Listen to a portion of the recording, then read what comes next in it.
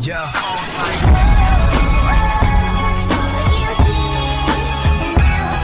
Cause it's cold outside and I don't know why. I'm just living my life.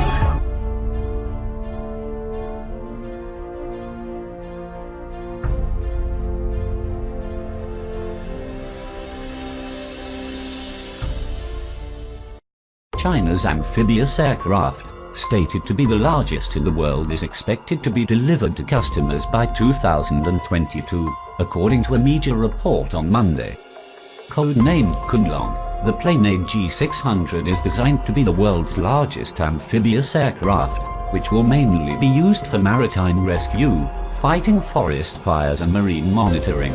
According to its state-owned manufacturer, the Aviation Industry Corporation of China AVIC.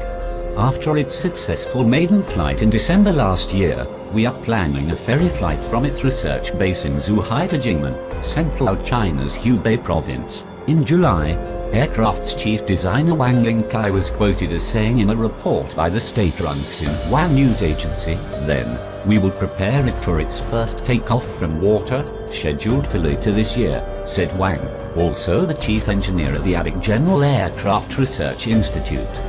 Its first takeoff from water will take place at a large reservoir in Jingmen, with a range of up to 4,500 kilometers. It is designed to take off and landing even in the 2 meters high waves. We are endeavoring to get the airworthiness certification from the civil aviation authorities by 2021 and deliver it to the customers by 2022, Wang said.